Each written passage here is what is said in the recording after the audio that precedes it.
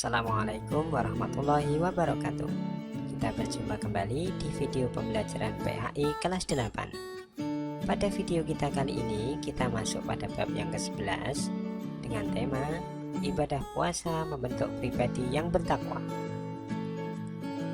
Kita tahu bahwa bulan Ramadan adalah bulan yang sangat dinanti-nantikan oleh umat Islam karena di dalamnya terdapat banyak keberkahan. Selain itu, bulan Ramadan disebut juga dengan bulan Al-Quran karena pada bulan tersebut permulaan Al-Quran diturunkan ke Baitul Izzah atau langit dunia dari Lauh Mahfuz. Terdapat pula malam Lailatul Qadar yang mana apabila seseorang beribadah dan mendapati Lailatul Qadar, maka ibadahnya lebih baik dari 1000 bulan. Masya Allah, sungguh luar biasa. Selain itu, semua amalan pada bulan Ramadan pahalanya akan dilipat gandakan dari 10 hingga 1000 kali lipat. Karena banyaknya kemuliaan di bulan Ramadan, maka Allah mewajibkan orang-orang beriman untuk berpuasa.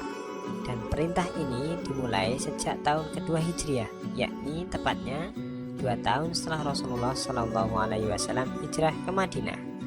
Namun, pernahkah kita berpikir, mengapa sih kita itu harus berpuasa? Apa yang akan kita dapatkan dari puasa yang dilakukan? Untuk mengetahui jawaban dari pertanyaan tersebut, yuk terus simak video kita ini. Ibadah puasa merupakan bagian dari rukun Islam. Berasal dari kata saumu yang artinya menahan, yakni menahan dari makan dan minum, dan juga hawa nafsu, antara lain marah, dusta, dan berbagai maksiat lainnya. Secara istilah, puasa adalah menahan diri dari hal-hal yang membatalkan puasa sejak terbit fajar hingga terbenamnya matahari.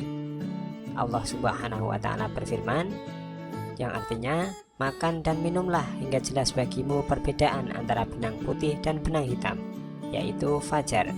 Quran Surat Al-Baqarah ayat 187. Selain itu, terdapat pula firman Allah yang bunyinya, A'udzubillahi minasyaitonirrajim. Ya ayyuhalladzina amanu kutiba alaikumusiyam kama kutiba alal ladzina min qablikum la'allakum tattaqun. Yang artinya, hai orang-orang yang beriman, diwajibkan atas kamu berpuasa sebagaimana diwajibkan atas orang-orang sebelum kamu agar kamu bertakwa. Quran Surat Al-Baqarah ayat 183. Nah, dari ayat tersebut, kita dapat ketahui bahwa tujuan diwajibkannya kita berpuasa adalah agar kita menjadi orang yang bertakwa. Orang yang bertakwa seperti apa?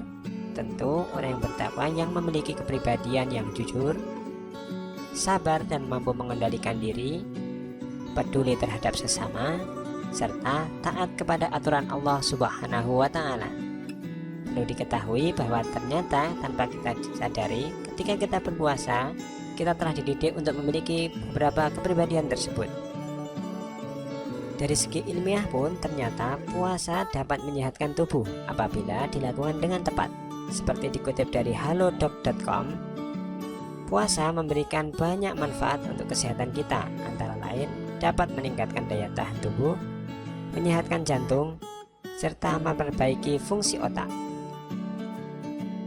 Namun perlu diperhatikan, agar kita mendapatkan manfaat-manfaat tersebut, kita harus memperhatikan segala bentuk aturan yang terdapat dalam ibadah puasa. Nah, apa sajakah aturan tersebut? Antara lain, ada syarat wajib, syarat sah, dan rukun puasa. Kita mulai dari syarat wajib. Syarat wajib antara lain ada berakal sehat, baligh atau dewasa, kemudian mampu berpuasa. Apabila kita memiliki 3 syarat tersebut, maka sesungguhnya kita ini sudah wajib untuk melaksanakan puasa. Kemudian, agar puasa kita diterima oleh Allah, kita harus memenuhi syarat sahnya, yakni beragama Islam, mumayyiz, dapat membedakan baik dan buruk. Tentu di sini tandanya kita tidak gila. Keadaan kita suci dari hadas, yakni haid dan nifas, dan dalam waktu yang diperbolehkan puasa. Hal ini menjadi penting karena memang ada waktu-waktu yang dilarang untuk berpuasa. Misalkan pada 2 hari raya. Dan yang tidak boleh kita lupakan adalah rukunnya. Rukun puasa ada 2. Yang pertama niat. Niat baik di dalam hati maupun dilisankan sebaiknya diniatkan sejak malam harinya, karena insya Allah telah mencatatnya sebagai pahala kebaikan. Kemudian yang kedua, menahan diri dari segala yang membatalkan. Nah, apa sajakah itu hal yang membatalkan puasa?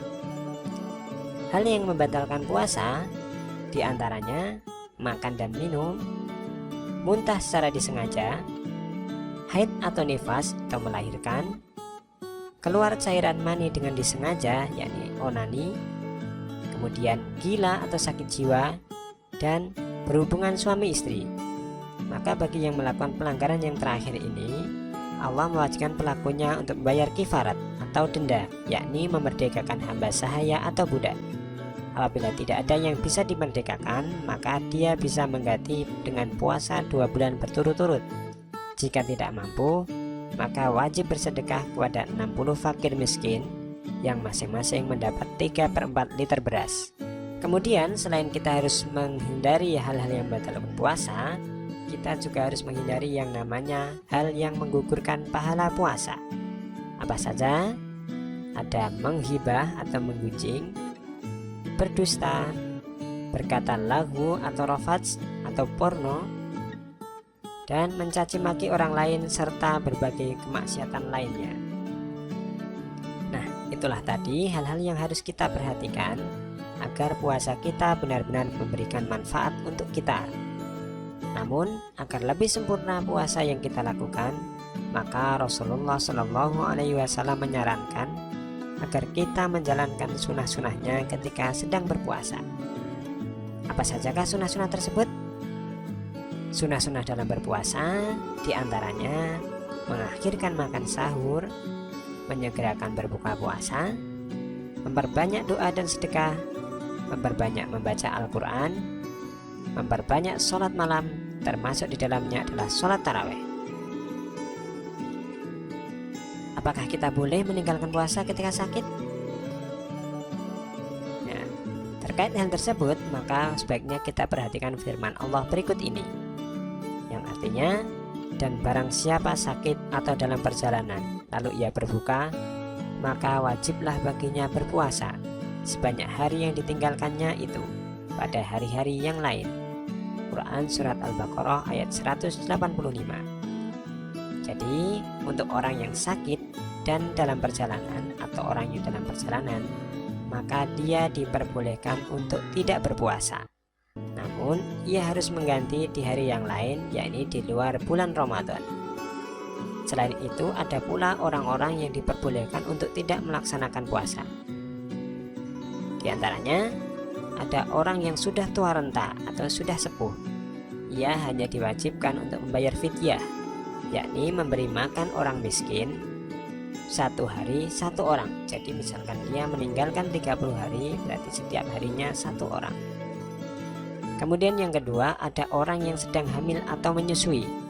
Bagi kedua orang ini, dia tetap wajib mengqadha atau mengganti di hari yang lain. Nah, itulah tadi penjelasan terkait puasa Ramadan. Apabila ada pertanyaan, silakan kalian tulis di kolom komentar ya. Pada video berikutnya, kita akan bahas tentang jenis-jenis puasa selain puasa Ramadan. Semoga video ini bermanfaat. Wassalamualaikum warahmatullahi wabarakatuh.